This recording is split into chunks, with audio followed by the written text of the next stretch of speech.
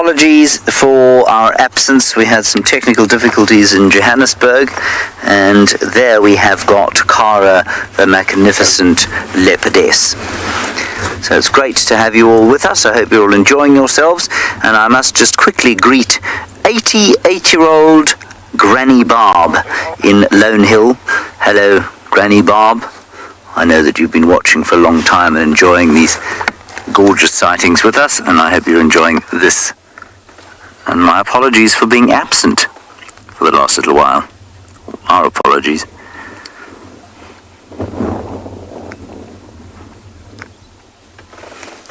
Now, it looks like Cara is going off to have something to eat again. She's been lying there doing absolutely nothing while we've been off air, so she's obviously somebody who likes to be on screen doing stuff. Classic leopard pose, that.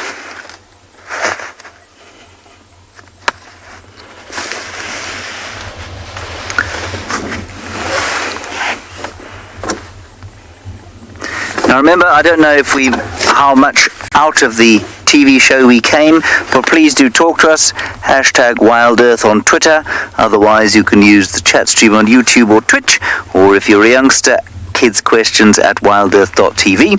We're coming to you live, of course, from the Western Kruger, from the Kalahari Desert, from northern Maputo land, Phinda, other parts of the Lowveld and Ngala and Pridelands, and of course the magnificent, magical, awesome Masai Mara.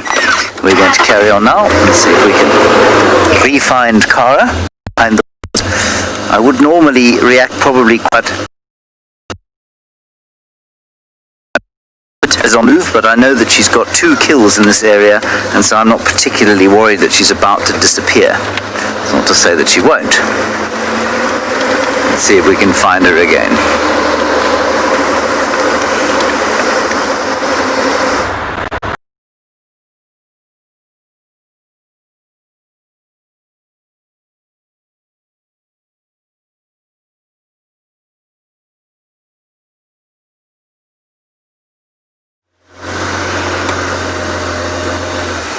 Sorry about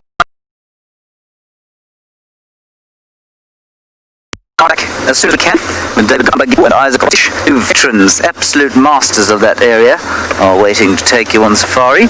Cara's just in front of us, and it's in this scraggly marula tree over here that she has the remains of what can only be described as a stinking carcass.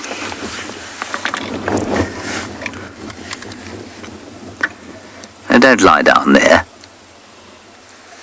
It is a terrible place to lie down. There are too many sticks in the way. Let's give her a second before we move.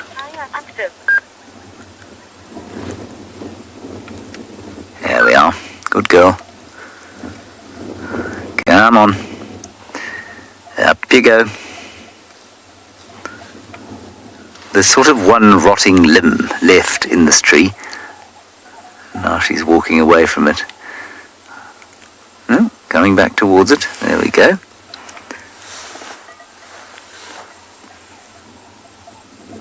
She's a careful cat, this.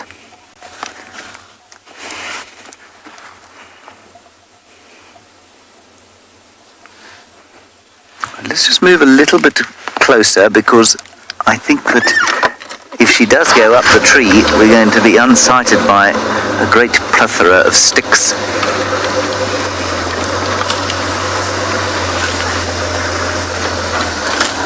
It's probably about as good as it'll get. Let's just wait here, Theo, because if she does come up the tree, she'll come up from where she is. You see her there? She's just moving now round the back. She might be going to the other tree in which she has food stashed. Yeah, she's moving away from the rotting impala limb.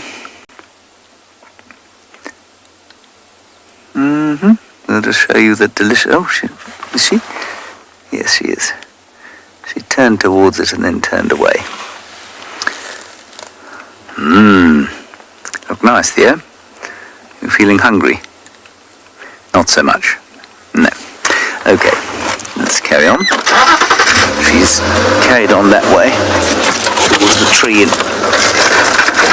which she has a bit of Dyker stash. So we'll follow her and see if she'll go up that tree.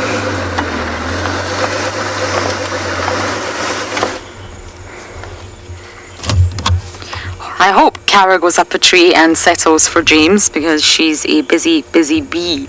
Now, we have a spotted eagle owl here. Not the best visuals, but I think it's either Sebwig's mum or dad. I know that sounds crazy, but they are a territorial pair. They're monogamous and they're very difficult to tell apart, other than the male is bigger than the female. But unless you're looking at them next to one another, it's really, really tricky. This is a tree we had them in yesterday, and I'm really hoping that we might get another Sebwig this year.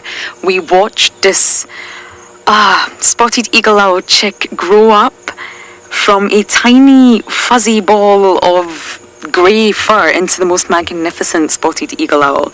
And we first spotted Sebwig on the 13th of November. So I think we've got a little bit of time to go, but it's getting to that time of year that mummy spotted eagle owl will lay her eggs. And it's so exciting. It was one of the most remarkable things watching. Clovers for the one. Oh. I'm just going to turn that down. It was the most remarkable thing watching this chick grow up. Oh, many of you are missing Sebwig. Me too. Spotted eagle owls can actually lay up to 6 eggs, but Sebwig was the only survivor, or maybe he was the only egg. We don't actually know, but there was no other chicks. But it's usually in this area of the Kruger that spotted eagle owls will lay between 2 and 3 eggs. So we don't quite know what happened to the rest, but Sebwig grew up in front of our eyes, and he's most likely dispersed now away from this area. This area belongs to his monogamous parents. So I'm going to keep checking this area as long as I can. It's actually my last drive today for a while. Trishala will be back tomorrow, and I'm more than sure Trishala will keep checking this area too, just to see if we can start to see more signs of these gorgeous eagle owls. Now they're just roosting, or at least this one is. I saw 2 of them yesterday in this tree, but I can only see 1 today. So it's just roosting, resting, and as soon as that sun starts to go down, it will become very active. And they're incredible hunters, incredible carnivores, from bush babies to francolins to bats to rodents. And then if they're really hungry, they will snack on much smaller things like insects, arachnids, snails in the summer. Oh, it's so good to see them again. Very sleepy.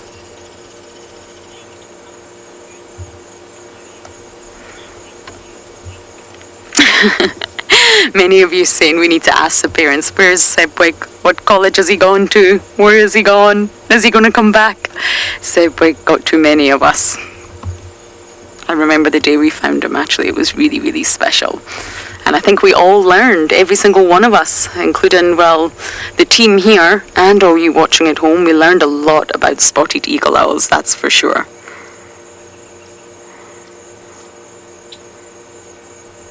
And they are quite common in this area. They're not rare, but it was very rare for us to see this chick grow up.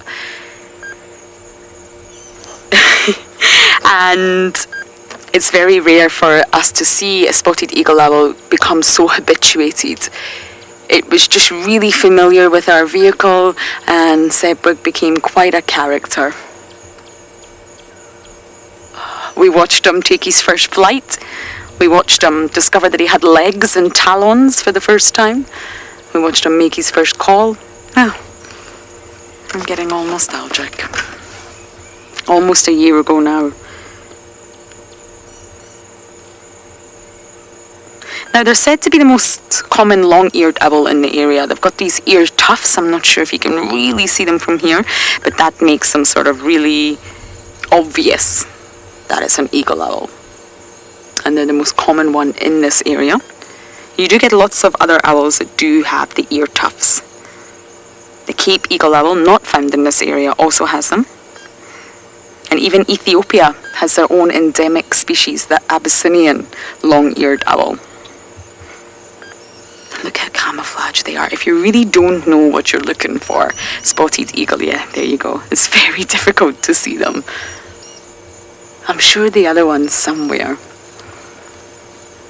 And I'm actually on my way to see if we can find the python again.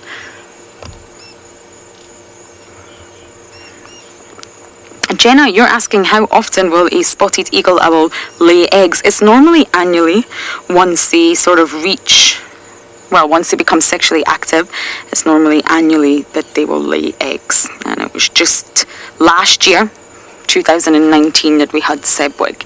So hopefully Mama Eagle Owl here will lay another clutch and we'll have a sort of, well, another successful little chick to follow.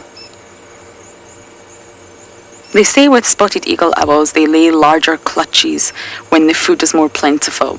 So if winter's been a year of drought and it's been very harsh, summer's also going to be quite tricky for the animals. Summer will deliver, but it's got to recover from the tough winter. And therefore, this year, summer delivered so much that winter's not been that tough on the animals at all. And I wonder if that would mean that the spotted eagle owl mother will actually lay more eggs, a larger clutch. It's all about resources out here.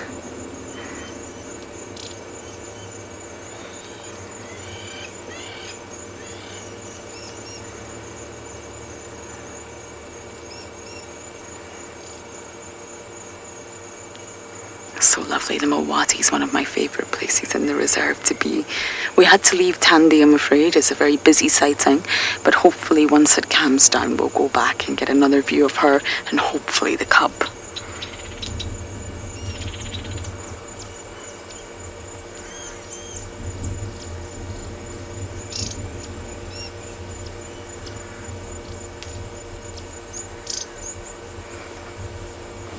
Can you see the other one, BK? No, I'm scanning here to see if we can see the partner. But unfortunately I can't. So BK and I are going to go down, continue our river cruise to look for the python.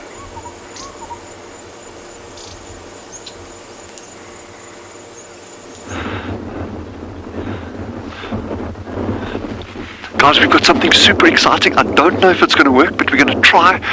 We have found a porcupine burrow in the mountain over here in the rocks. We're going to try, have a look.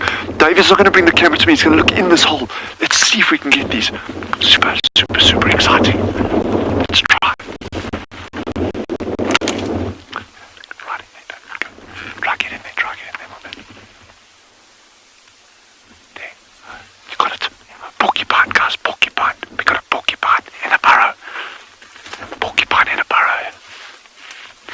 Got a porcupine in a burrow, and there's at least two of them in this burrow here. This is insane. Finally, I've got a porcupine for you in daylight. Unbelievable.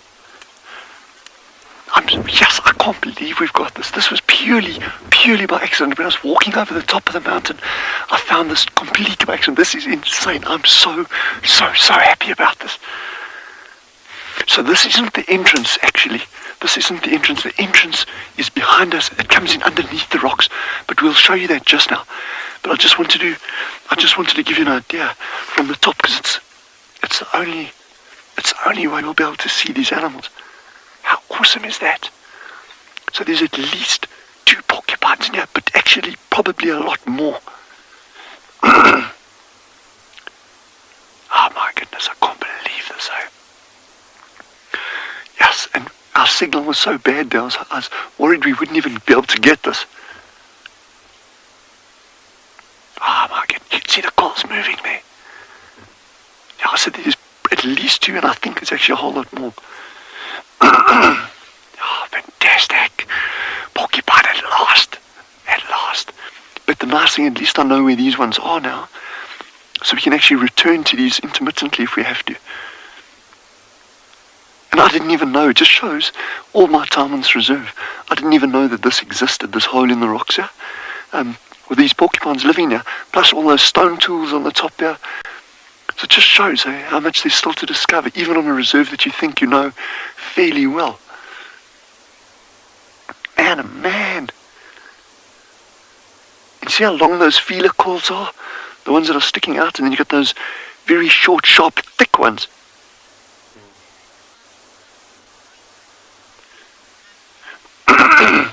I'm sorry I didn't get the name there. Our comms isn't great. But the question was, are those quills poisonous? They're not poisonous, but if they get embedded in a predator or something that's trying to catch it, they can actually get infection in that injury. And there are lots of cases of lions, leopards, and things like that dying from porcupine quills that actually end up festering in them. And then, of course, you just get the actual injuries from the porcupine quills, and those can be completely debilitating to a predator that gets a quill in its jaw or its eye or something like that. So I'm just so blown away that we found this. This was absolute luck. There was no skill involved here. This was, man, oh man, I'm so excited. But we've also got something else to show you just now. So we're going to be sticking around the spot a little bit longer. Yeah, I can't believe we found this, eh? And so well covered with vegetation. I would never see it. I actually walked straight over the top of this. I jumped from one side to the other, and then I realized under this grass or this bush there's like a whole big hole over here. Yeah, if I'd fallen in there, I would have been caught between a rock and a hard place. Or a rock and a sharp place.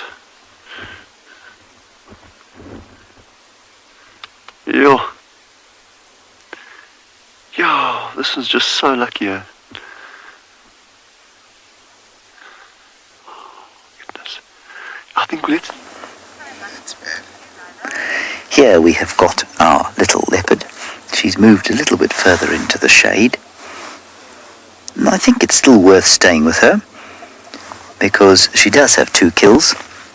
The sun is setting, and if she goes up into the tree in the middle of the clearing in which she stashed the duiker, we'll get some magnificent shots of her from quite a distance. So we'll just patiently enjoy our leopard. I tell you what, it's unusual that we're able to spend this amount of time with the cat, because obviously there are game drives going and people wanting to come and see the leopards, and this particular leopard has a 2-vehicle limit because she can be a little bit nervous depending on how much movement there is around her. She's been absolutely fine with us today. As you can see, she's fast asleep. But it's really wonderful that we've been able to spend the entire afternoon with her so far. Should be able to carry on, but we might have to move out a little bit later. We shan't complain though.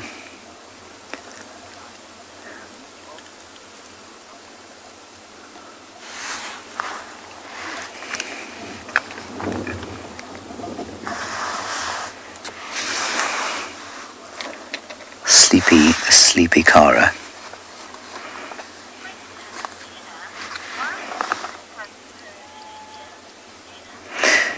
Jenna, we think that leopards have fur in their ears in order to stop the dust going in, so to protect them from the dust, and probably also protect them from the wind.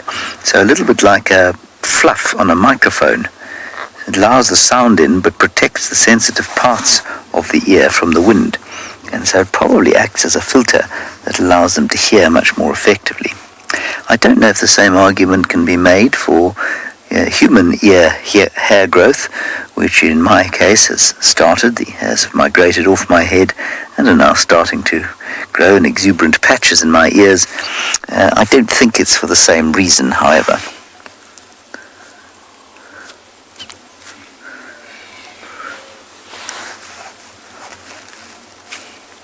So it is almost definitely for dust, but I think more for wind. Their ears are such a massively important part of how they operate, how they find prey, how they find predators. And so you can imagine on windy days like we've had recently, if you've got very sensitive ears facing into the wind, all you're going to hear is which is hopeless. But if you've got a great big thick mat of hair, it'll filter out that wind noise.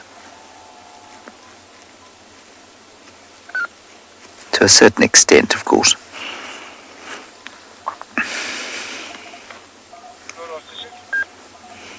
fact, it's one of the most difficult things to deal with in the bush or in any kind of outdoor filming environment. It's trying to negate the effects of wind blowing into microphones, and that's exactly what nature is doing for Kara the leopard.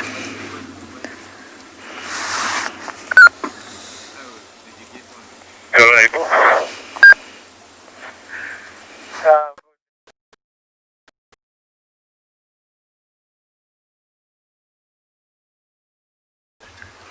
You would bet on me.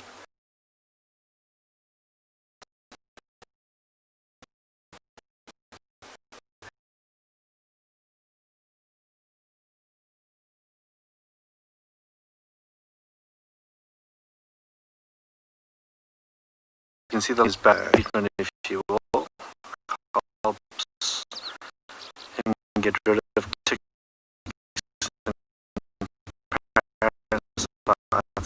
and other things. But I think the three of them are actually just getting a bit of a break from this wind again this afternoon in this watering hole down below, nice and sheltered from the wind and somewhat protected.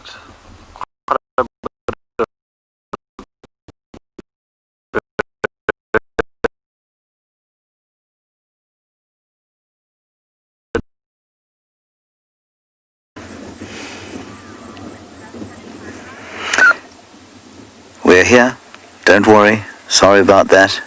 Couple of technical glitches today, but this is the trouble with broadcasting live out of the wilderness in a high definition. Kara is not particularly enthralled by being on screen right now, but we're still going to wait with her. Just enjoy nature, enjoy being in the company of a leopard, and enjoy the changing of the seasons now as winter draws to a close. Not quite spring yet, but slowly it's moving in.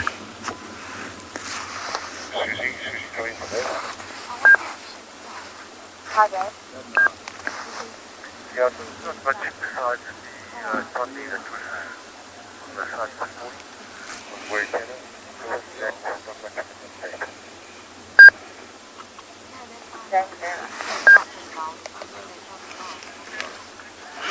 Pranav, in this particular area, impala, steenbok and duiker are the leopard's favourite prey.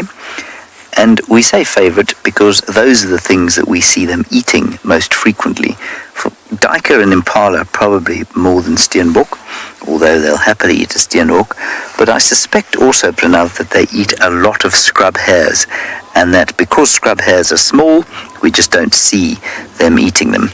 So often you'll find a leopard and you'll see, or you'll sometimes find a leopard with a scrub hare in its mouth, but it'll take them kind of, I don't know, a couple of minutes to devour it, and then they move on.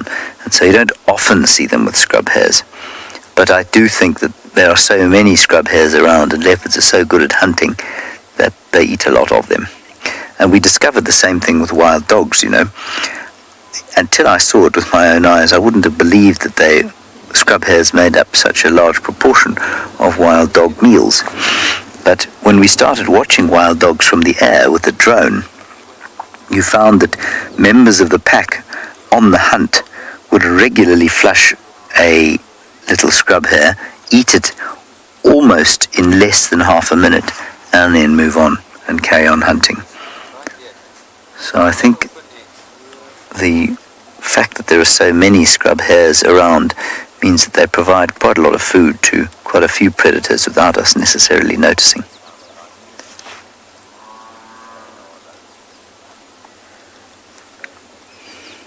You might also be able to hear the lowing of cattle, and that is because we are close to Dixie Village, so that's what you can hear.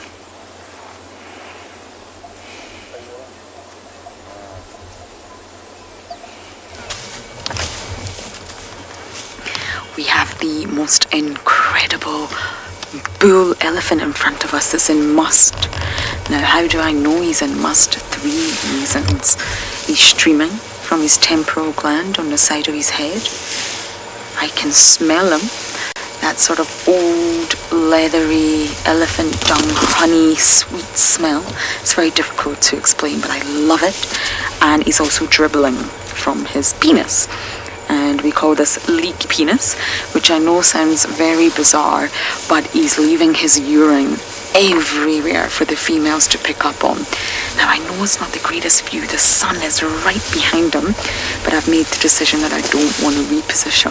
He's been a bit boisterous, taking a little bit of a tantrum, throwing sticks on the ground, so I don't want to reposition for him. Now, leaky penis syndrome in elephants was actually first thought to be an STD. They thought that elephants were passing sexually transmitted diseases to one another. And I know it does seem bizarre, but it really wasn't understood what was actually happening in elephants. They're also known to get GP, and GP is short for green penis syndrome, where their penis turns completely green. And they actually studied it quite extensively, and female elephants show preference for those males with the green penis. So I'm not entirely sure that would work for humans, but for female elephants, they're far more attracted to it. And it all comes with heightened aggression and increased sexual activity. So they're sending off a reproductive signal, and it's apparently irresistible for female elephants.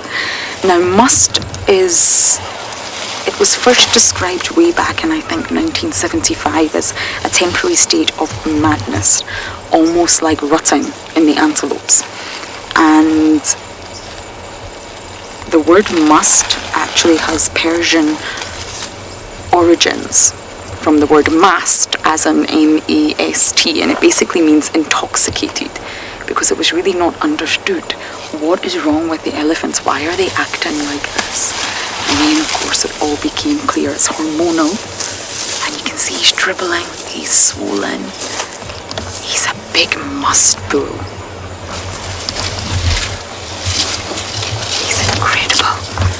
But it's always safer to give these bulls distance, especially when they're feeling a little bit boisterous. They're said to have up to 60 times the amount of testosterone pumping through their veins. Now that's a lot of testosterone.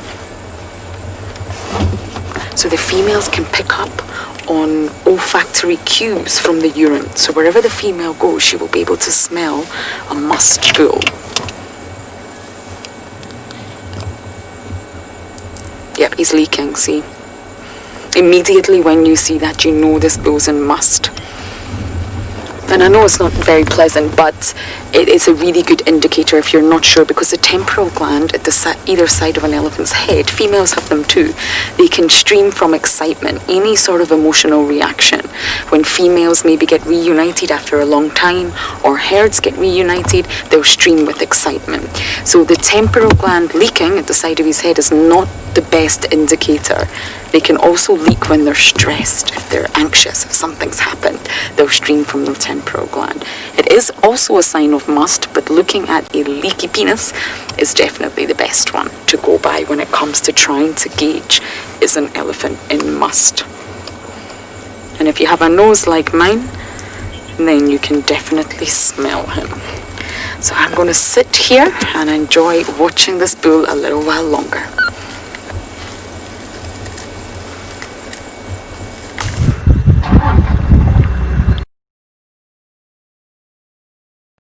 Elephant. Let's have a look at a feathered friend here, and we got spot earlier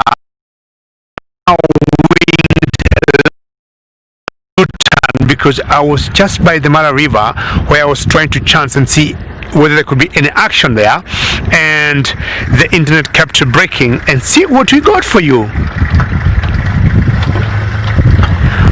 These are so many goslings, and how cute they are, and I want to believe they must be eating. And it's so funny, if they're all eating together going in the same direction. I haven't seen the Egyptian geese feeding like this, and my guess is they're feeding, and they're either learning how to feed. See, some of them are coming out of the water, and see how cute they are. I'm just trying to count them. Maybe all of you can help me count these chicks, or rather these goslings here. I had counted 7, maybe 8. And how cute is this? And thank you very much for your great comments. And what I want to find out, ladies and gentlemen, is if there are 2 mothers here or is only 1 female. Of course, there are 2 of them. If you look carefully, to the left of that is that one there. And is it a male and a female? Are they 2 females? And either half the chicks belong to, one mother and the other one to the other mother? I highly doubt, because if you look at those chicks, very good, you're all counting 8. Thank you very much. I think 8 is the correct number, and I think this is my day for seeing chickies. I mean, I earlier had the 2 for the lapwing, and now I got this for the Egyptian geese. How wonderful to see 8 goslings together. I mean, no doubt they're feeding. Let's agree on that. And they remind me of pelicans. When you look at pelicans feeding, you'll always see them in a very synchronized manner when they're feeding. And I think the mother is staying very close to them, just making sure all is under control. And most of these geese, you'll get them in general in freshwater bodies, be it lakes or rivers or water holes. And the click you just heard there was coming from the lapwing. You might keep quiet for a couple of seconds and see if they can hear her.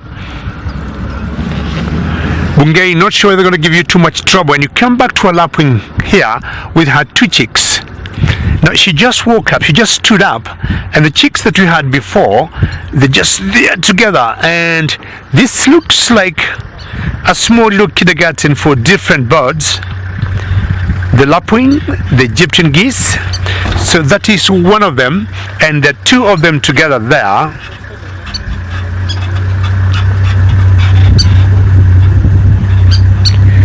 Excellent, excellent. And Casting with directing the show says this is very big for her. I mean, seeing these small chicks like this, leopards are always fun to watch, lions, cheetahs, wild dogs, aardvarks. But now we got 2 lapwings here, and again, not sure. You're going to put her under your wing because it's pretty chilly where we are. And what happens to the other Bungei? Do you think the other no, there's the other young one still running around, but at least we got 2 adults of the lapwings. One chick is quite ambitious, and I was wondering, like when you look at some cubs, like for example of hyenas, you'll always notice one is more aggressive or more dominant than the other. Now these 2 chicks here of the lapwing, one has kept coming out and in. Of course, I cannot tell it's the same one, but one is staying under the wings of the mother. But this one here, well, not sure she's chasing some insects to catch. Are you hungry? Because she hasn't fledged, I would say she doesn't have as many feathers to keep her warm at this particular age. So that's why the mother is choosing to keep the other one warm. Well, Bungei, why don't we have another quick look at the goslings there, and then we'll find out if they'll do anything or we'll reposition. But let's have one more quick look for a few seconds.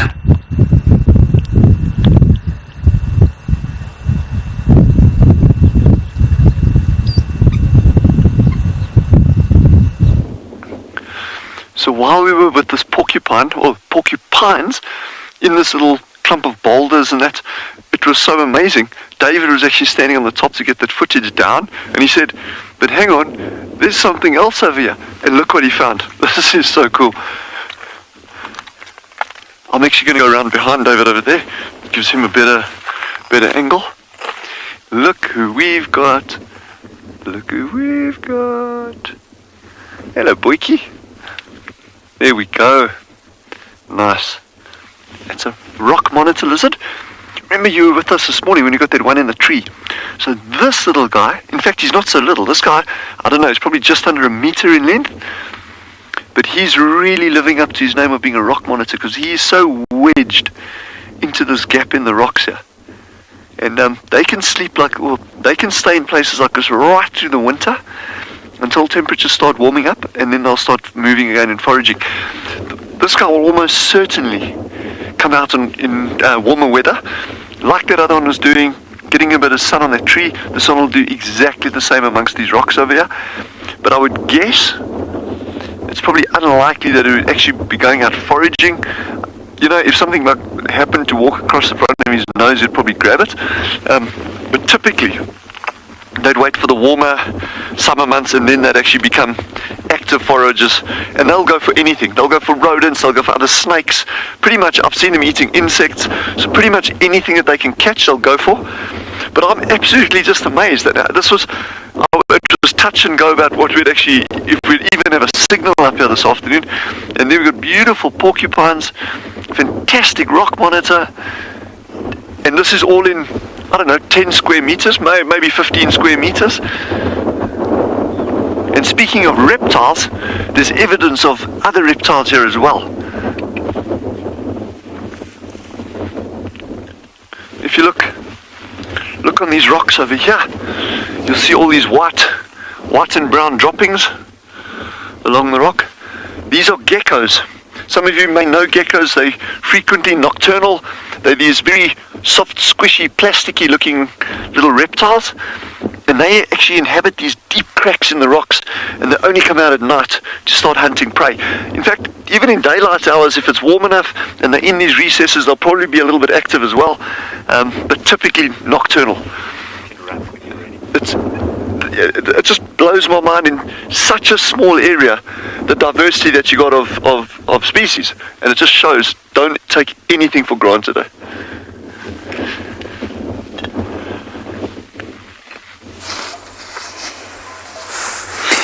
I am not taking my leopard for granted. My leopard is still fast asleep, and I'm still enjoying and appreciating her presence here with us.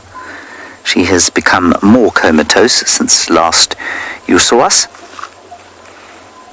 and that is because the other vehicle has departed, and so now she is feeling completely relaxed and has gone to sleep. Still worth staying, for sure,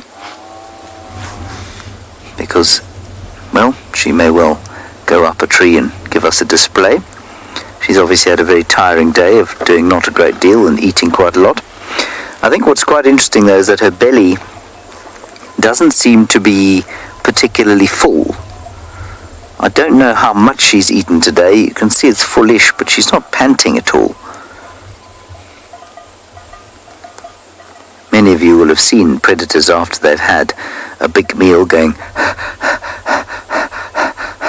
because the stomach is so full, pushing up against the diaphragm, and apparently also producing quite a lot of metabolic heat during the process of digestion, but that doesn't seem to be the case with her, even though she has 2 kills.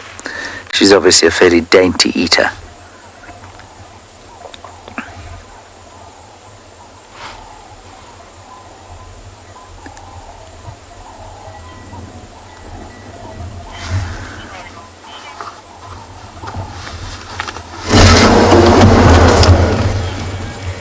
I'm at the hyena den, and look who's here. We have Corks and her little one, who's getting braver and braver. Oh, precious. And so nice to see them one last time. I'll be back, don't worry. Please all keep your eyes on this little one. And I've seen many of you comment that you think it's weak and it's not growing enough. Trust me, it is. If you compare photos to when we first saw this little one, it's getting so mobile, so strong. His back legs are really well developed now. His eyes are fully open. It's got really sharp little teeth. We saw that the other day when it was biting Mum. And it's walking further and further from the den. I think this is Corky coming to tell it to get back. It's going too far. So trust me, it may never be as big or as strong as Ribbon's little two, but you have to remember, Ribbon and Corky are at very opposite ends of the scale now. Corks is at the bottom and Ribbon's at the top, and therefore their offspring are going to unfortunately see the effects of that. Corky's... I've got her anyway on the road, but she's heading into a sex stuff now. I'm gonna try and keep with her. Copy. I'll come and join you in about 5 minutes if you still have her. I'm gonna try and figure jam into this drainage. Don't know how long I can keep over. Copy. I'll be there shortly.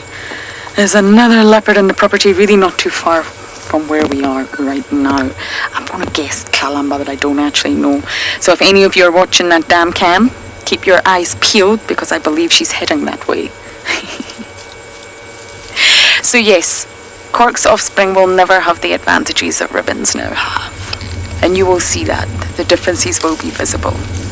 But I can assure you, this little one is thriving. Look at it go! Just a few weeks ago, it wasn't leaving the den entrance. And it was also really weak. So I think Corky's getting ready to put this one to bed anyway. And I think I may race round and see if we can catch another leopard.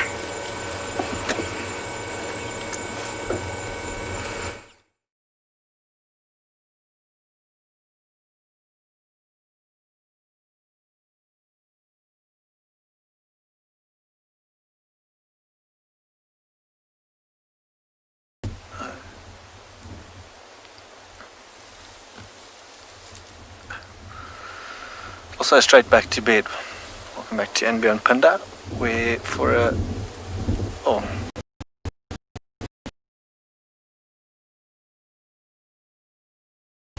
the signs that he's gonna start getting up and getting active.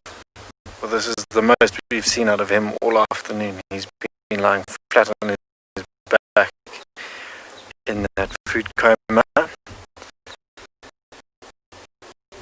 After this morning's feast, you can see one or two pieces of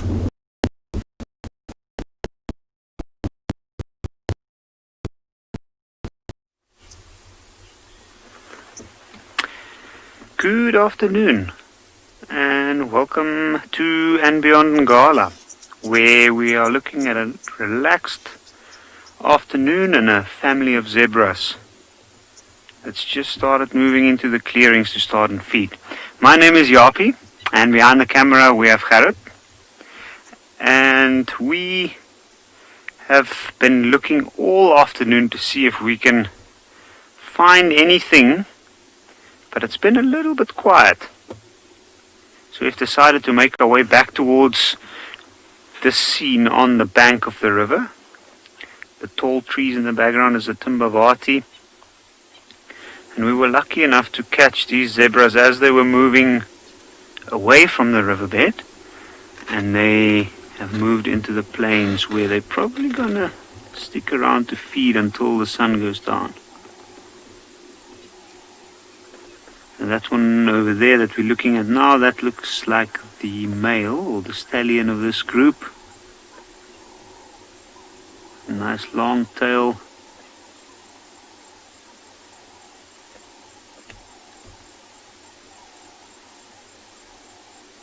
You'll notice his skin is twitching.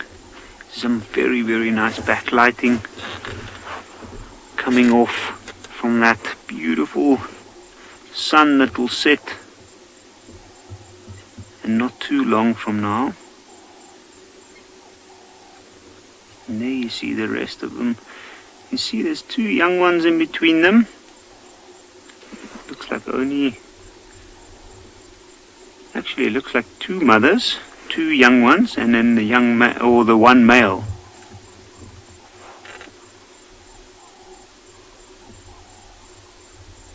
Now I can see the ears flicking, tails going. They might be bothered a little bit by flies or flying insects, biting insects within this tall grass. This particular area, because it's right on the banks of the big riverbed, this is where the best soils are deposited, and therefore it's also the areas with the best grasses. So we'll often find in the clearings like this particular one, we have the groups of animals gather, especially late afternoon. I think these zebra have just come from drinking. There's a puddle of water in the riverbed not far from here.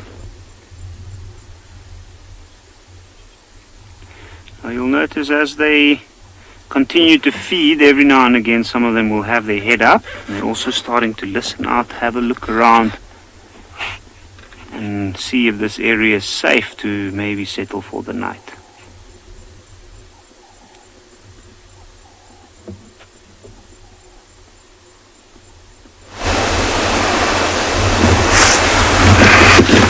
Well, welcome back.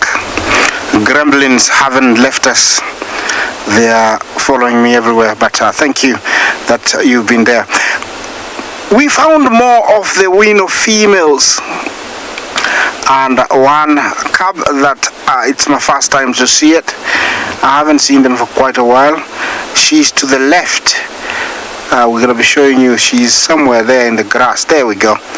Yeah, it's heading to around 9 months. I think 1 year. Looks like a male. I haven't seen this one. So today in total, I have seen about 13 of the Owinos. They were accompanied by the Triangle Boys. I've come to learn that, and so I think I've seen all the Owinos today. They are in the prime of their territory. They're in the middle of the triangle, and all around them is just wildebeest. Every now and then, you know, this female keeps waking up. I think she thinks the wildebeest are going to come this way and trouble her. Behind her it's another female, and I know her because she's a bit shy. Every time I raise my voice, you know, she'll put her head up. But right now she's safe behind that adult female. You can tell she's very full, not lactating because the nipples have not been used, and she hasn't lost all her young spots. Some lions lose them completely, some, you know, keep them, but they usually have them at a very, very young age. Last year, we saw them quite a lot towards the Sausage Tree Pride area, and the main reason is there was much water there, so there was prey. But now they've come back to their territory, and it's nice to see them this relaxed, knowing that next meal won't be very hard to come across. You see this guy, we never saw him last year, so he must have been born very early this year.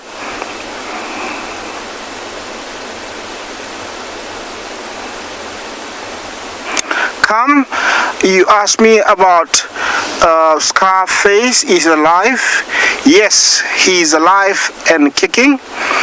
He's on the Greater Mara side, an area that I know very well. So he's alive, and he's accompanied by another male. They're together, you know, in an area across the other side of the Mara. He's alive.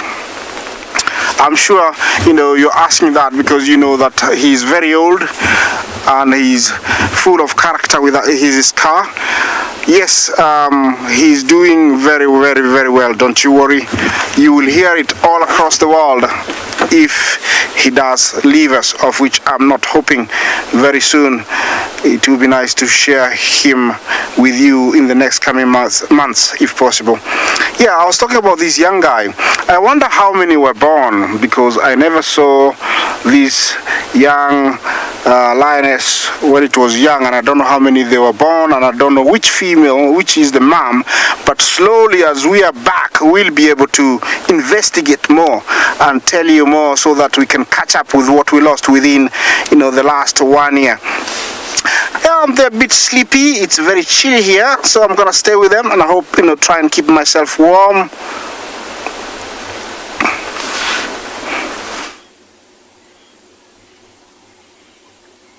So we've left those zebra, and we were heading towards the riverbed where we thought we heard a herd of elephants.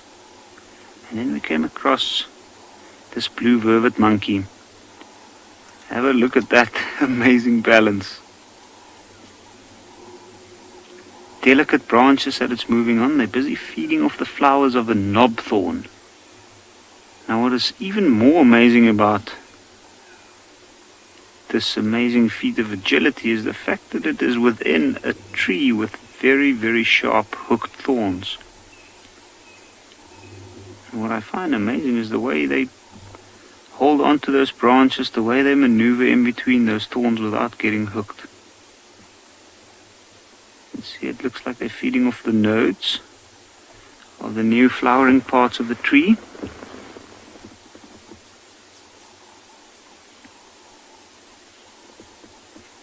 Literally stuffing its mouth as quick as it can, then shifting positions.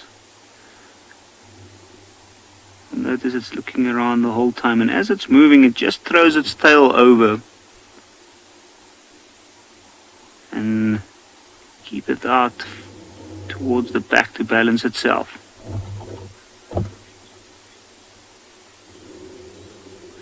Larimer, it does have very agile hands. It's got an amazing grip. You can see that little one has basically got himself, that his hind feet right by his forelimbs, and is holding on with the one hand onto the branch, trying to balance himself. Now that one's pretty high up, and I can't see clearly from where I am, but I do think that that might be the male.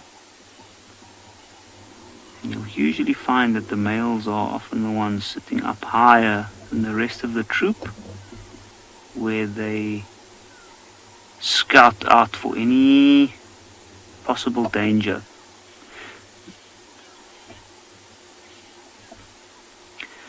Now while we sit here and watch these monkeys enjoy the late afternoon sun and having a last meal, we will have a look and see if there's any more sounds or any noises coming from the riverbed where those elephants were. What else was around? We've come back to Ndlovu Dam and found more elephants swimming, and this one elephant has the whitest tusks I've ever seen. In fact, all of them have got incredibly white tusks because they've been cleaning them as they play and frolic in the water. It's amazing the contrast, their dark skin and those white tusks, that ivory. It's of course why elephants were heavily persecuted in the past. Now very well protected here in southern Africa, especially in the Greater Kruger area. There's 4 elephants in and around the dam. This is amazing. Look at that, having a bit of a drink, this is thirsty work, swimming and having fun. Thirsty work. See, look at that. You can hear the sounds. Splashing and tussling. Oh, it's gorgeous. And then we've got the one elephant that we all know very well, short-legged Ivar. He's just sitting, or leaning on his leg there as he plucks at some small herbaceous vegetation, so you can see how he's bent his back leg. The one is nice and straight. Always around, wherever there's young bulls, you'll find short-legged Ivar. Amazing how the heel and that fleshy pad spreads out as they step.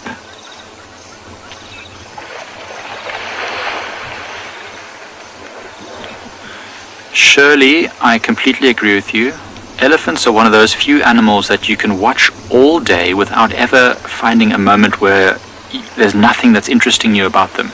Sometimes you can see lions or leopards sleeping, and after an hour or two watching them, you sort of say, well, let's go and see what else there is. But when there's an elephant, there's nothing better than just watching what it does. Look how entertaining these things are. Look at them playing and tussling. That's amazing, the contrast with their white tusks. They're very, very clean. We watched an elephant earlier rubbing its tusks in the mud and then using its trunk to squeeze all around its tusks. It really looked like it was brushing its teeth. It was really, really cool. I've never seen it before. I've never noticed it before, but I really, really could swear that elephant was using the mud to brush its teeth, its tusks. I suppose tusks are like any tooth, although modified. If they're not kept clean and healthy, they will start to rot and get plaque and all sorts of horrible, yucky things. Oh, if you could feel the breeze right now. Oh, that elephant's got a short trunk. Short trunk. We know this elephant as well. It's got a short trunk. We're not sure what happened to its trunk. It must have happened when it was very, very young, because this elephant has learned to deal with it. It seems to have no problems. We watched it feeding the other day very easily on shrubs and bushes. It just has to reach a bit lower when it's trying to get to the shortest stuff like the grasses and things. But yeah, That's awesome. It's good to see that he's also around. Short trunk. I think every reserve in South Africa has an elephant with a short trunk. It's called short trunk. It seems to have no problems. It's breathing through it fine. It's got all the dexterity. The only thing it's missing is those two pieces on the end, which I think are called a septum. I could be wrong. Which it uses to pinch and pluck at little things. You can see them playing. There you can see just the tip of the trunk there that's missing. But otherwise, a very happy elephant.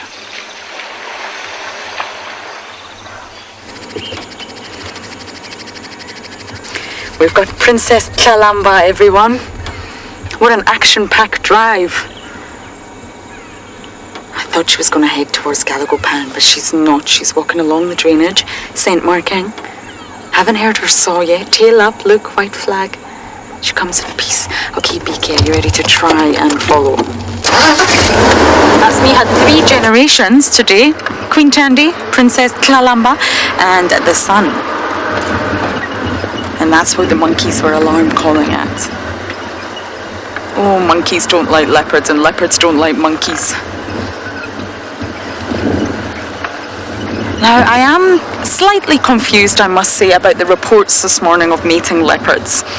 The only leopards that I could assume that would be mating would be Tlalamba and Mowati together.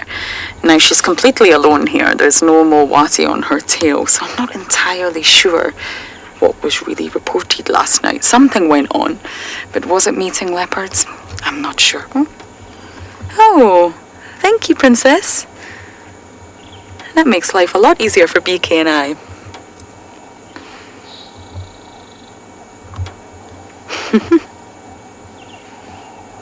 Now we're near Galagopan, and that's very much Tlalamba's territory. Chandi wouldn't come this far, and I've never seen Shidulu really come to Galagopan, but I think, in my opinion, this is a sort of territorial boundary for these two females, Shidulu, our Duchess, and Princess Tlalamba. And I think they're both going to keep pushing and shoving, almost like a tug of war of territorial boundary lines, if that's how you can imagine it. And I mentioned earlier, when leopards scent mark, we can't smell it, but there's hundreds and hundreds of different compounds that are released in the marking fluid. And chromatography actually can analyze every single compound. So you can only begin to imagine what each of these compounds are telling the other individual. So many messages. Most mammals, not all, do possess scent glands. Many of you are saying, all I need is Tingana. Oh, Tingana. I have not seen the Duke in so long, it breaks my heart. I think he's becoming slightly nomadic, and I couldn't say for sure because I've not seen his behaviour. And he's definitely up in Buffelshoek now. So for a leopard, each individual can be coded through the variation in the proportions of compounds that they release in their scent marking fluid. That's how they will be able to identify each individual. Now, to any animal out here, a threat is the biggest threat to you is an individual of your own species. So it's so valuable that you can recognize each individual.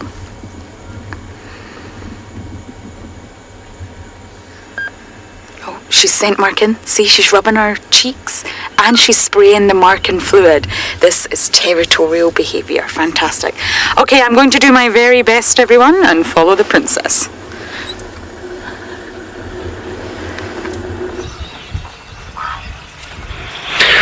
Well, not very sure. Lauren will see Tlalamba maybe becoming the queen of Djuma area one day, just like the mother Taldi, you never know.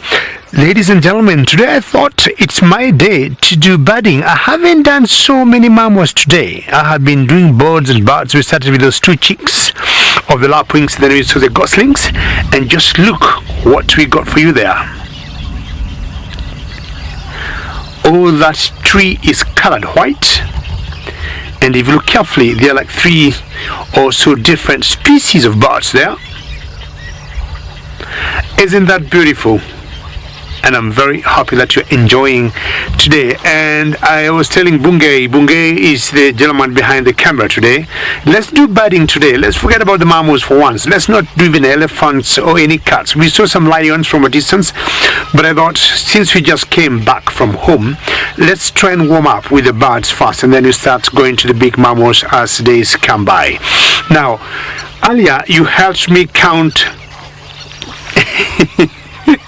James, I think you must have read my mind, or you must have got that out of my mouth, because you caught me when I was saying you helped me earlier to count the 2 chicks of the lapwings.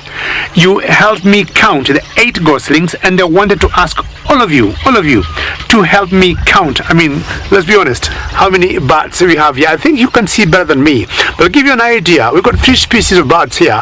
We got herons, we got egrets, and we got the sacred ibis. So what I want Bungay to do for me is just to give us one very good frame, look at your screens, and let's have an idea, give or take, how many birds do we have there?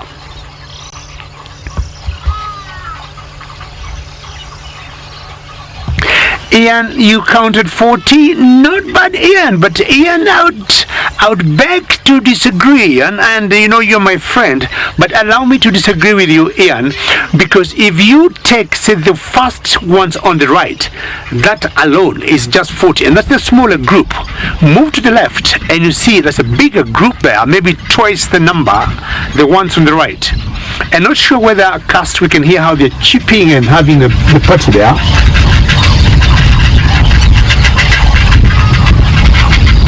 Very good. I gotta pause for a couple of seconds for us just to enjoy all the calls they're making.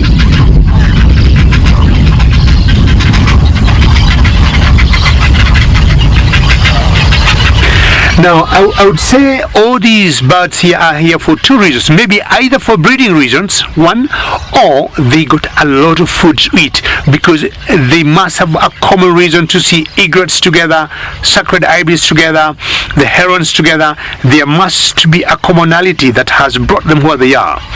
What you see there is like a huge termite mound, and you see it got small little bushes on top. And most likely also they could be getting a bit of warmth from that termite mound. If we assume we got thousands or maybe millions of termites under or inside that termite mound, it's exuding lots of heat, and most likely that's what those birds could be enjoying, you know, and absorbing it using their feet. So I'm looking at the black-headed heron there, sacred ibis, cattle egret, great egret, Heidi 151, and I think now I might work out with that 151. How did you get the 1? I mean, I don't know how you quantify the 1, but I think now me and you are getting somewhere. 100 plus to me, I'll agree. 150 going to 200, that makes a lot of sense. And you notice some come in and go out.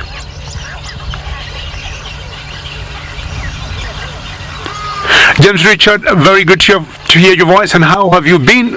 And yes, James Richard, lots of bad. This what particular setting we got now, and I'm sure James Richard, you might have enjoyed the chicklets we saw earlier of the lapwing and the goslings. And here again, James Richard, I thought, you know, today will be my birding day. Bungay, are you enjoying this? Bungay, you know, I'm just asking whether he is enjoying the sighting of the birds, and he just put his hands up, you know, which means he is equally having a good fun here. Now there's a waterhole here, and or rather, let me call it a spring, and it usually has water all around the area, and it normally does not dry. So I can see some big storm, or can hear some thunderstorms coming from the side. I'm gonna turn around and move on, maybe look for more birds later.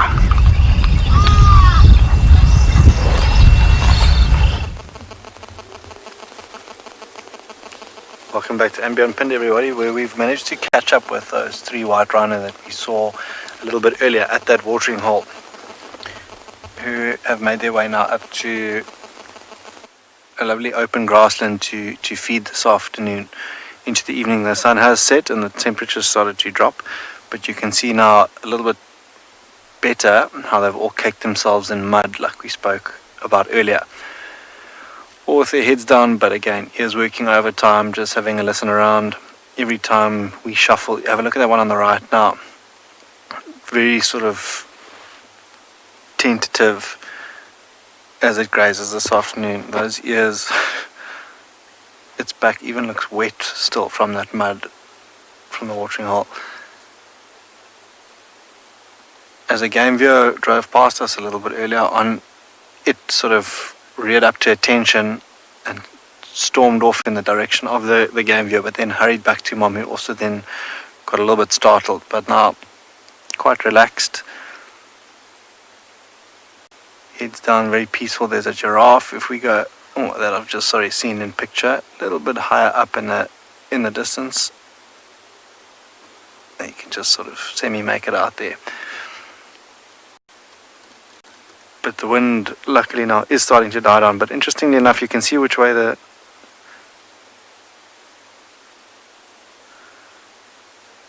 Elizabeth is saying, yeah, two-toned rhinos, very much so. Caked in mud, visibly caked in mud, both of them. It almost looks like they had quite a bit of fun in that wallow earlier. And that exfoliation that we spoke of, that they will often do on a hot day, go and roll around in the mud, and then later on, like that tree you see behind them, go and rub themselves up against it. That will and help for ticks and parasites. But watch that one. It's very tricky to try and see their lips, but it's quite amusing to watch them. I'm not sure if you saw that bird duck down now as well. It might make an appearance, but there are a couple of glossy starlings that are weaving in and out of their feet, trying to catch insects that they might flush as they walk about.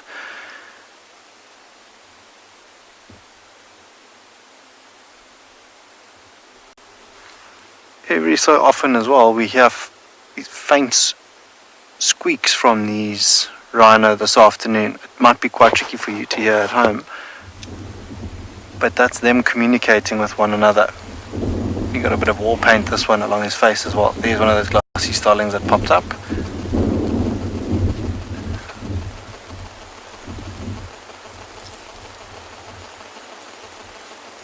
But very tricky. Have a look at those lips as he munches on that grass now. Very tricky to hear. It is still quite windy, quite gusty this afternoon. But quite nice to see now with the detail of their eye. Not something that we get to see otherwise, because it is so small in comparison to their head. So often lifting their heads up, listening out, sniffing.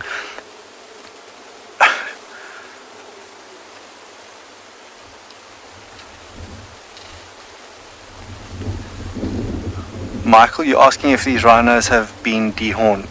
You are 100% correct. They have been dehorned. You can see Mom in the back right of your screen at the moment, who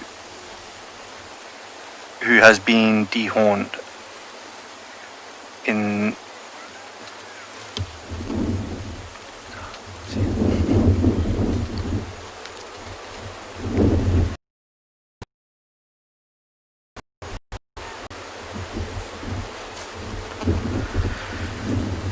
and that dehorning, Michael, that you asked about is purely for their protection. We've got really good relationships with the communities on the outside and a really good anti-poaching unit on the inside, but that obviously doesn't stop people, so that is one of the precautions that we have to take here on and beyond Phinda.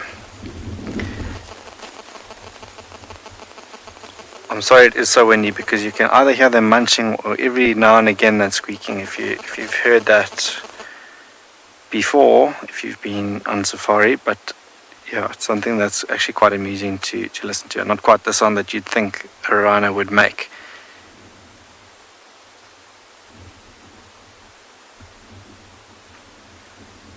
And that almost sounds like they're sloshing something around in their mouths when they chomp on that grass. They lift their heads, have a bit of a feed, and then back down to feed more. But you can see where they are eating around little bushes that might hold a little bit of dew, grass a little bit more nutrient rich for them maybe, now that everything's starting to dry up.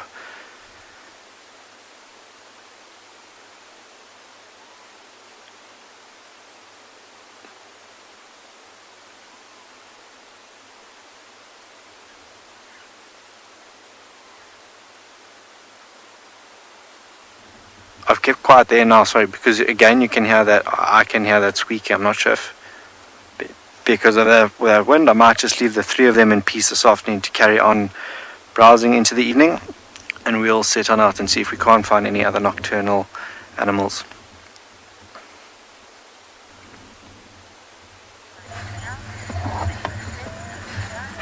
Here is Cara. As you can see, she's doing absolutely nothing. She has sat up 3 times in the last 45 minutes or half an hour or so. She's looked, she's considered, she's contemplated, and then she's slept. And in fact, I must confess to having dropped off once on myself. And then I gave myself a fright and woke up, and Theo is still laughing, which is why you can see the camera shaking slightly.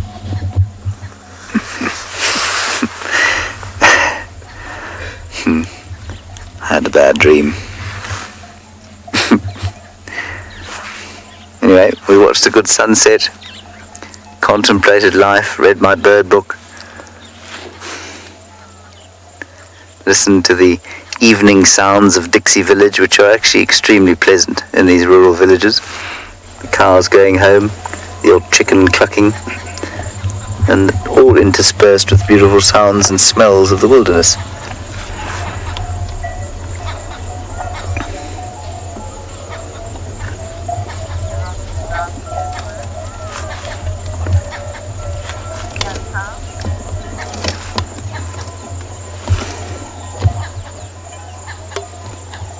Sounds like there are about 5,000 cattle out there. I don't think there are. There's just a lot of bells.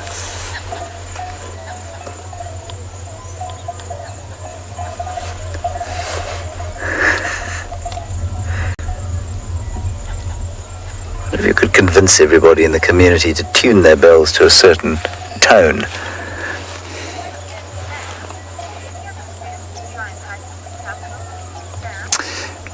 Sometimes, Sam, and it's one of the big things that happens in these game reserve areas is that we have, oh, there's a hyena. That's what she's looking at. Hyena's now trying to contemplate how he's going to get the rotting leg out of the tree, and he's not going to succeed. You see it there? It's just at the base of the tree with the rotten leg. I can just see it. Yeah, you're on it. That's it. Well done. And Sam, so compensation for animals getting out and killing cattle is a major program for wildlife authorities, both here and in other wildlife areas of Africa. And the Mara Triangle has an enormously impressive and developed and sophisticated compensation scheme, because of course there are no fences around the Mara Triangle at all. But it doesn't happen very frequently because these fences are well maintained, especially in the private reserves. She's now just watching the hyena go past, but amazing how she picked it up immediately. She would have heard the footfalls. That hyena will know that there is a leopard here, won't know where it is because she's hiding from him. Or her, looks like a big hyena. Oh, that's lovely.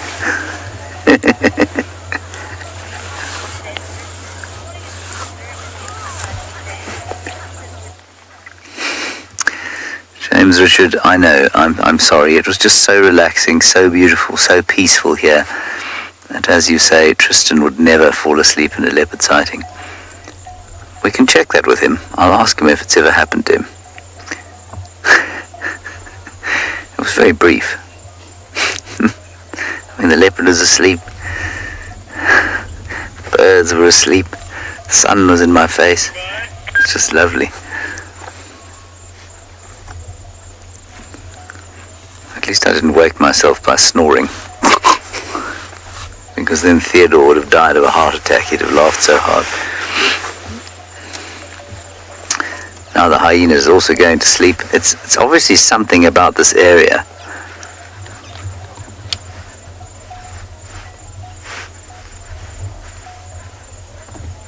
Yes, you see? The whole area is just filled with sleep. Cat is yawning. Hyena's gone.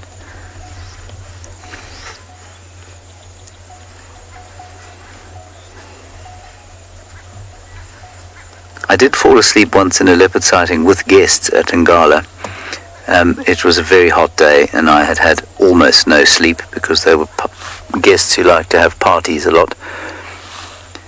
And I think it was about 10 o'clock in the morning we'd found this leopard, and on the back end of 4 hours sleep on a hot morning I nodded off. And it was that day that I banged my head on the seating frame behind me. And so the guests knew that I'd fallen asleep because I went pong and woke up rubbing my head. I haven't done that on drive though. Here.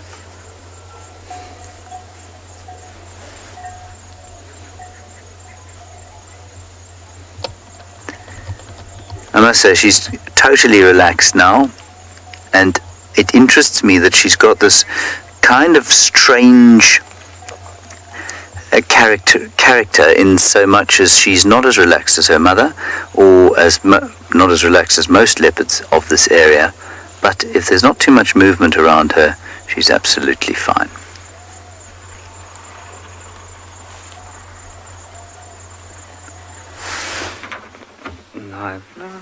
So we were lucky. Adam and Thomas just let me know that they found a leopard on the bank of the riverbed. You can see she's going up the bank now. Now, she was walking straight across the riverbed with her tail up high like that. You can see now it's gone down a little bit.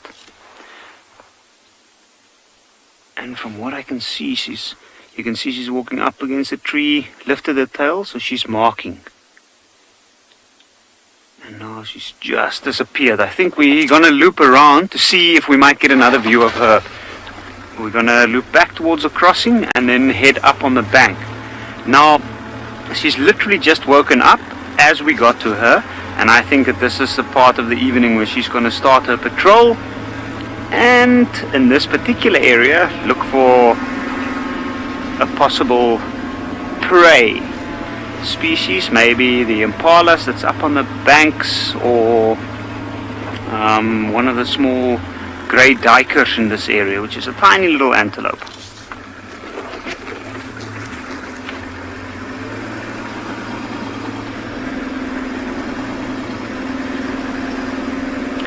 Everybody has certainly been spoiled with leopards today. I couldn't agree more. For myself, it's not usually the case that you get to see two different leopards within one day, and I think that we are extremely lucky at this stage. Now the only thing is, once the leopard walks across like that, even though she was extremely relaxed and she didn't mind our presence at all, this is usually the time that they give us the slip. And since we were in the riverbed, for us it's a little bit more tricky to get round, and I'm hoping that we'll get around quick enough to get to her or catch her while she's on the road. There's a good chance that she might move on the road for a little while, move from one big tree to the next one.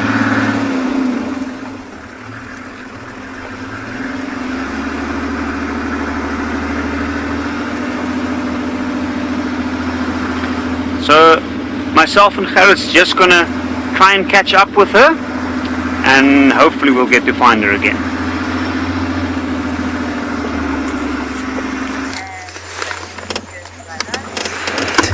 Not much going on here, as per when you left, except that I have remained fully awake and alert for the entire time that you've been away, all 5 minutes. Haven't I, Theodore? You need to vouch for me. People think I just come on drive and drop off and snooze my way through life.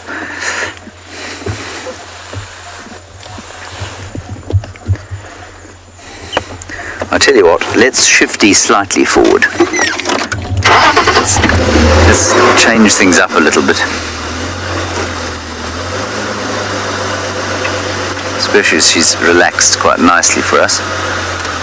How's that, Thea? I'm just going to talk a lot more quietly now because you can see that she is listening. So we're just going to talk more quietly because she listened carefully as the vehicle moved up the road. And now she's relaxed again.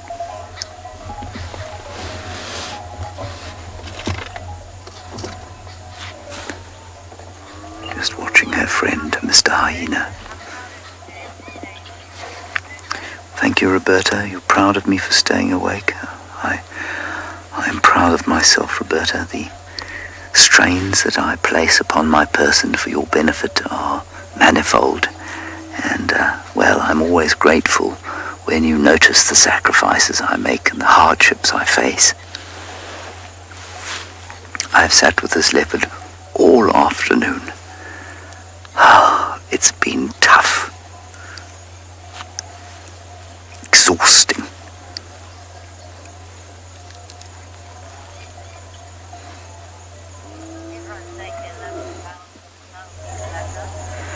Yeah, many of you saying that you're really enjoying the sounds of the bells in the background. I find it really comforting. And while I don't want to paint an overly romantic picture of life in Dixie Village, there are elements of it that certainly are bucolically romantic. It's a very picturesque village, lots of nice marula trees. It's not very thickly populated, not a lot of people live there. There's, I think, a relatively decent water supply. I'm not sure how good the electricity supply is, but it's the kind of place that when you walk through at this time of the day, there are people walking around the streets, wandering over to the spaza shop, which is a kind of, how would you describe a spaza shop in England? In English, sorry, not in England. Just a kind of tuck shop type place. And people wandering, chatting to each other in the streets. And it's a very kind of comfortable environment to be in.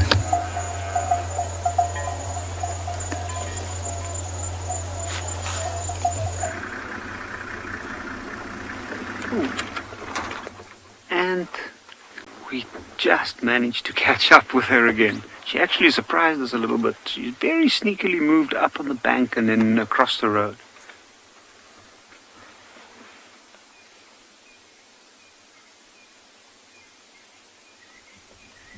Now I can see the tail is still up at this stage, and she's walking from one of these thick areas, or little thicket, these stands of trees. She's moving from the one to the next along a big game trail that moves through here. And I'm sure that she's looking for any unsuspecting herd in this area. We're going to try and keep up with her. She is moving quite slowly because I think she's scanning the area for any antelopes.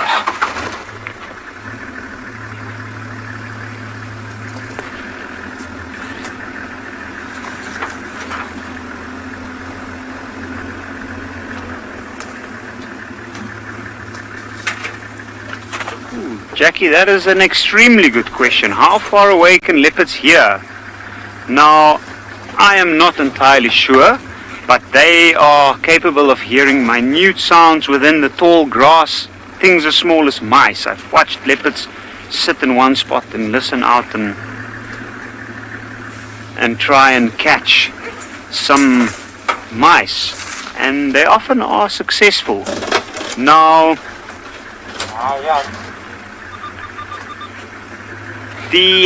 in terms of a distance, I am not too sure. It is really, really far, that's all I know. Loud noises like another leopard's rasp or calling, she'll be able to hear over a large distance, maybe a couple of kilometers. Now, I do know that there's also a chance she might be keeping her young one somewhere within this area, and we are actually hoping that we might get a glimpse of her. In that case, she'll call very, very softly, something that we might not even hear, and then the young one will hear that.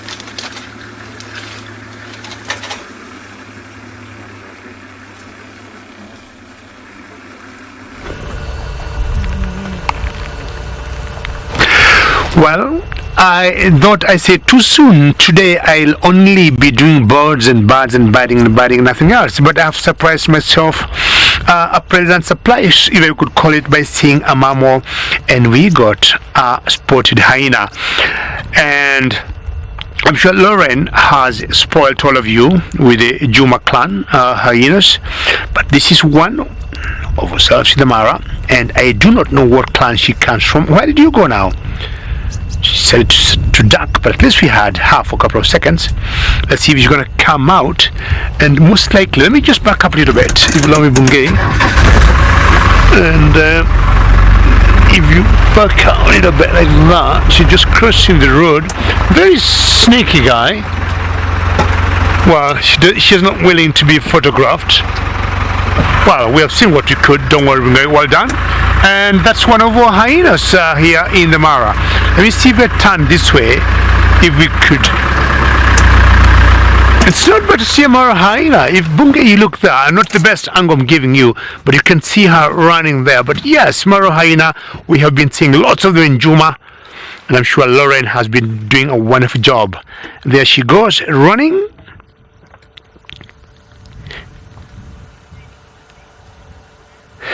And even a thing, this I would say could be part of the Ololo clan. Now, having checked in the Mara yesterday and having massive rains here, what we're trying to do, me and Isaac, is we split out, going to different directions. And tomorrow, one of us might be visiting the den that would think that the Northern clan could be. Nobody have seen them, not Isaac, not myself. Yesterday, I didn't go out. I went only out this morning, so lots of lions, lots of wildebeest. So we'll be planning to do that from tomorrow and see how they are doing, and especially I guess with the demise of Waffles, the matriarch of that clan. Well, we'll keep moving on and find out what else we might see on the way.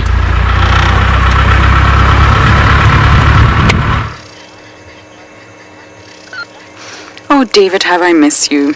And I miss the North Clan so much, but I'm sure David will keep us up to date with everything. Now, this little chameleon was sleeping when we first arrived. It's so sweet. I don't like shining lights on chameleons. I only like to view them during the day. And if you look at the back of the head, that little flap neck, you see the skin is really dry. That's it starting to molt. So slowly but surely all that skin's going to come off and it's going to shed it, just like a snake sheds its skin. Oh, it's sleeping.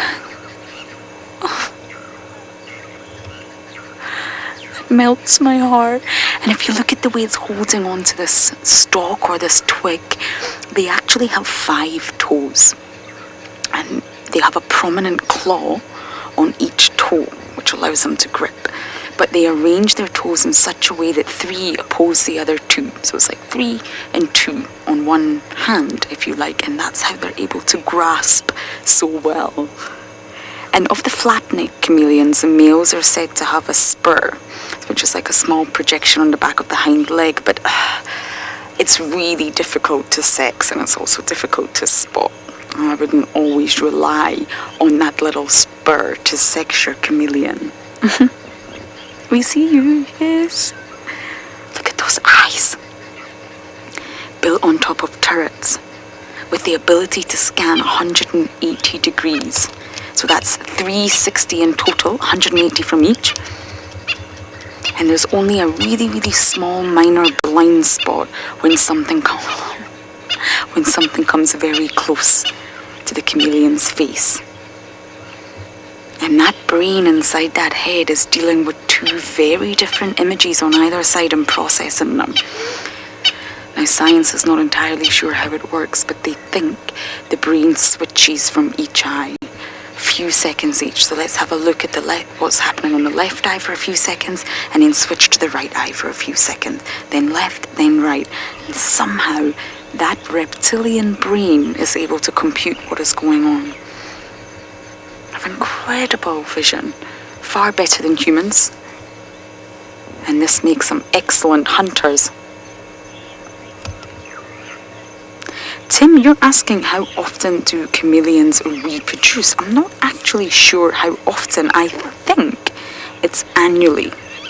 But I will check that, because normally around sort of early summer or even late spring, actually, the males start to display, and you start to notice that they're changing colour and they'll fight one another and they're looking for a female. Then in the late summer, the females dig a little hole in the ground and they'll lay a clutch of eggs. Now they're very, very small eggs compared to a crocodile's or a large sea turtle, and it's anywhere between 30 to 60 eggs that they'll lay. Now, the clutch will be covered in lots of sort of mud and they'll be buried underground.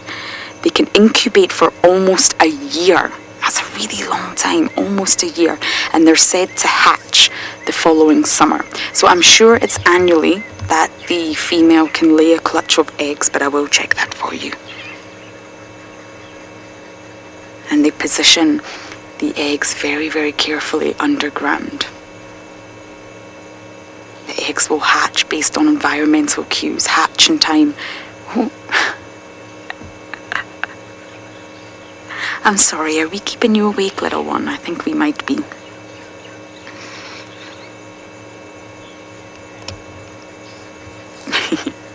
So I'm going to say bye to this little guy and let him catch some sleep.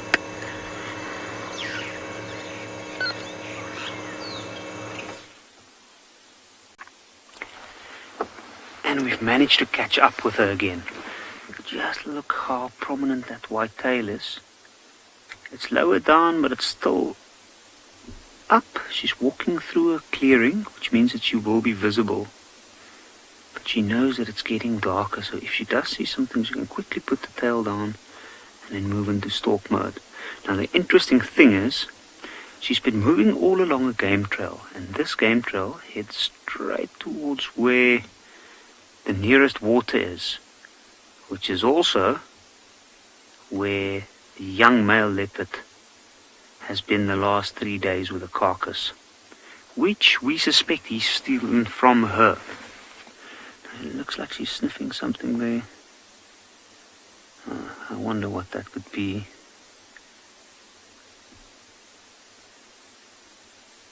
That is a female at the moment. There's a lot of other. You can see she's a little bit careful sniffing the bush there. I wonder if it might be the scent of that young male.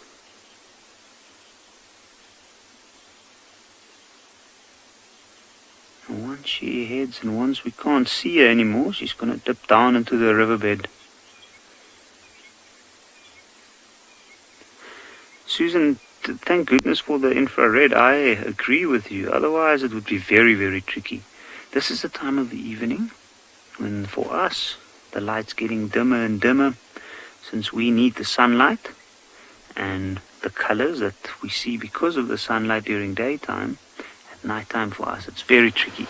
But for this leopard, this is where the games begin. And now she is actually able to see pretty well. As the conditions are dimming, her eyesight is basically improving. Now, I think we are going to loop around. We'll head down into the riverbed, and if we're really lucky, we might see her head straight towards where that young male was.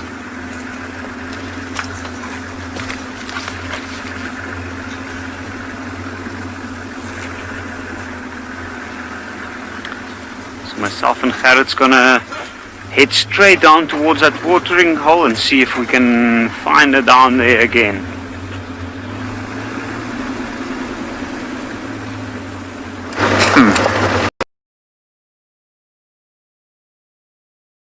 We'll let our catchers to see we're going to see her, and so we left.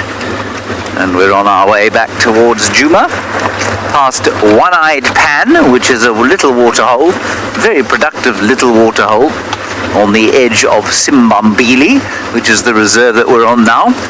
And in case you're wondering, all these names, Djuma, Simbambili, Chitwa, Torchwood, Bifelshoek, they're all small reserves that form part of the Sabi Sand, which is a very famous reserve on the western fringes of the Great Kruger National Park.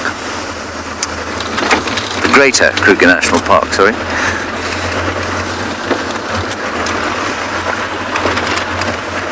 think we're still heading the right way. I hope we are.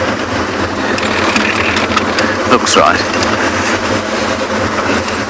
And really amazing how, it's not amazing, it happens every single year. It's very pleasant how the light is changing. We're getting much later dusk, which of course is entirely normal. It happens every year, doesn't it? Everybody's saying it's been a lovely afternoon. It's been a bumper day, really. I mean, we've had Tundi and Cub twice. Absolutely amazing. Absolutely magnificent day.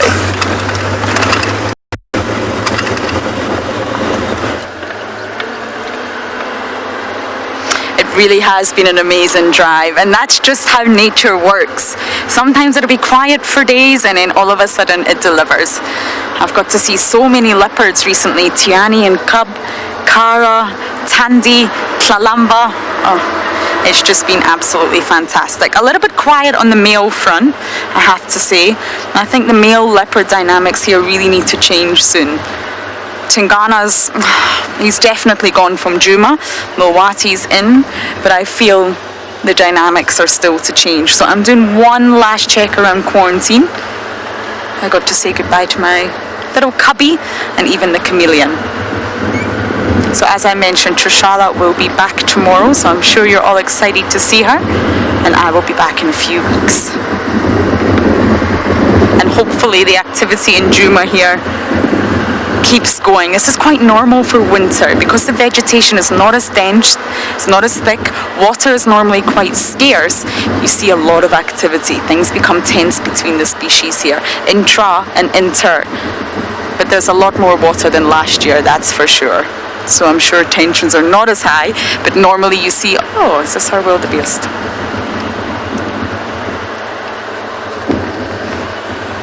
Kelly, you're missing Hukumuri. I know. We're probably going to go into IR and take one last look at our wildebeest herd.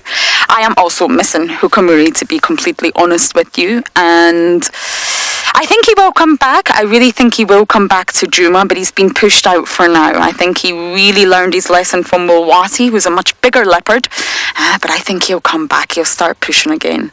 Hukumuri's, well, he's a gangster and he's in his prime. He was spending a lot of time on Djuma. And I really hope that when Tlalamba is ready to mate, that Hukumuri is one of her choices. Although it's not really a case of choosing. It's a case of being as promiscuous as you can to confuse paternity of your youngsters. So that's it from me, everyone. Take care for the next few weeks, and I will be back with you soon.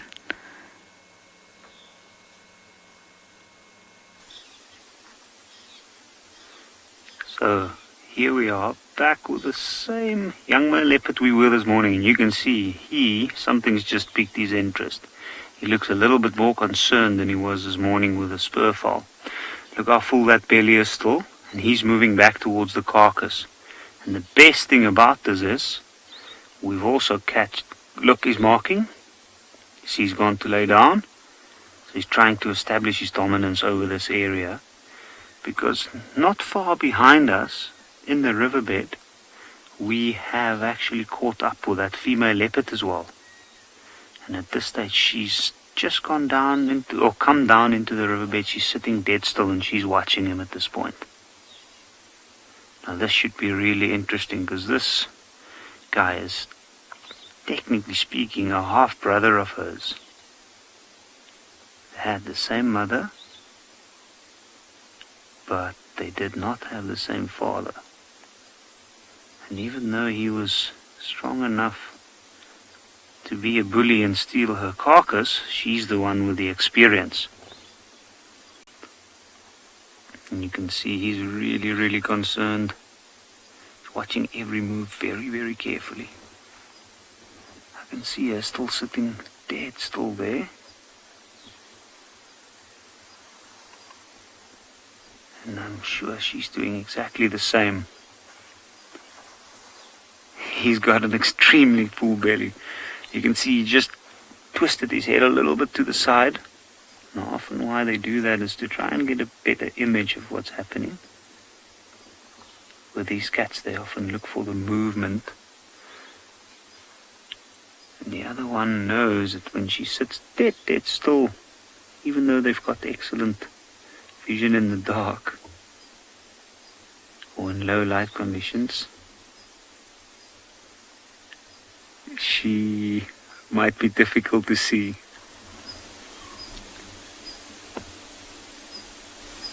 So at the moment she's just sitting dead still, she's not moving. And I think she's just going to scope out the situation and see if there might be any chance of her maybe stealing back that carcass while he has gone for a drink. You can see she's calling his bluff now. And he is most definitely not sure what's happening now. He wants her to move, and that's why he's making those quick movements, but he's realizing that she's not. In fact, she's actually just gone rolling around at the moment. I think that's what's drawing his attention, so he looks a little bit unsure on his face.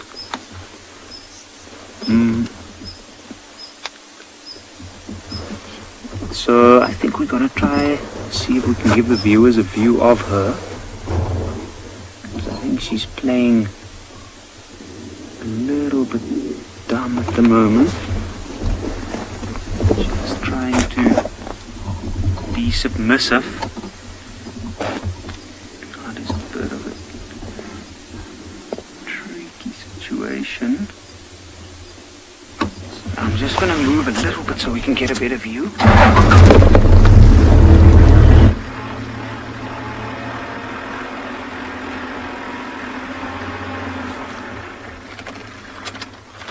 And you can see she's blending in perfectly. You can hardly see her down there.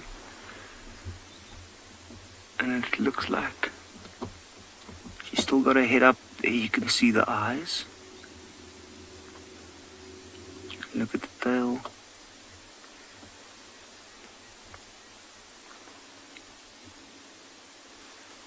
Now maybe she's rethinking her move.